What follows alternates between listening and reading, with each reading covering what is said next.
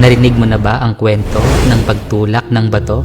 May isang lalaking natutulog sa kanyang kabin isang gabi nang biglang napuno ng liwanag ang silid at nagpakita sa kanya ang Diyos na nagtalaga sa kanya ng isang gawain. Dinala siya ng Panginoon sa isang malaking bato sa pintuan ng kanyang bahay at inutusan siyang ibigay ang lahat ng kanyang lakas upang itulak ang bato. Kaya naman, araw-araw, buong lakas niyang itinutulak ang magaspang na bato mula pagsikat ng araw hanggang sa paglubog ng araw. Araw-araw, inilalabas niya ang lahat ng kanyang lakas, tinutulak ang magaspang at napakalaking bato gamit ang kanyang mga balikat. Nagpatuloy ang gawaing ito sa loob ng maraming taon. Gabi-gabi, pagod siyang bumabalik sa kanyang kabin. Masakit ang kanyang katawan. Pakiramdam na isang araw ay lumipas na walang kabuluhan. Habang nagpapakita siya ng mga palatandaan ng panghihina ng loob, nagpa siya ang isang masama na magtanim ng binhi ng pagdududa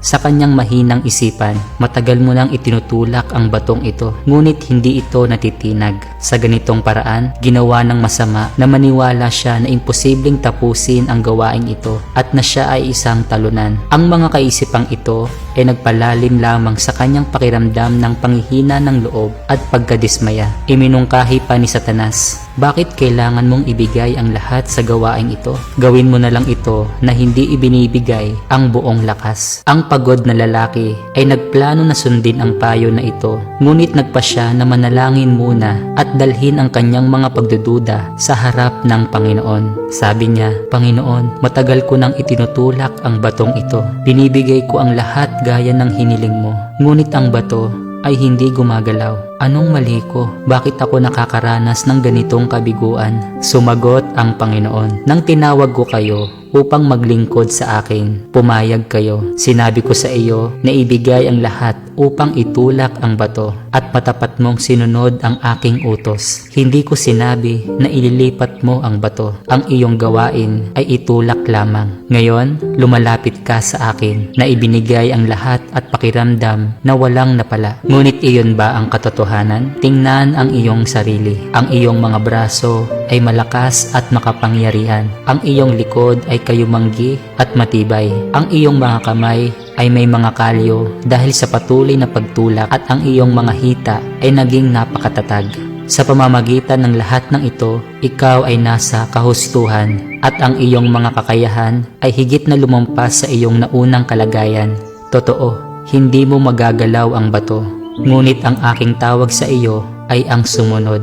Itulak ang bato. Ginawa ito upang palakasin ang iyong pananampalataya at pagtitiwala sa aking karunungan. Ngayon, ako naman ang maglilipat ng bato na ito. Kadalasan, kapag naririnig natin ang mga salita ng Diyos, sinisikap nating unawain ang kanyang mga intensyon sa ating sariling pangunawa. Gayunman, hinihiling lamang ng Diyos ang ating pananampalataya at pagsunod na humihimok sa atin na ibigay ang ating lahat upang linangin ang isang pananampalataya na maaaring maglipat ng mga bundok. Gayunpaman, ang paglipat ng bundok ay gawain ng Diyos. Gaya ng sinabi ni Jesus, sapagkat katotohanang sinasabi ko sa inyo, kung magkaroon kayo ng pananampalataya na kasing laki ng butil ng binhi ng mustasa, ay masasabi ninyo sa bundok na ito, lumipat ka mula rito hanggang doon, at ito'y lilipat, at sa inyo'y hindi may pangyayari.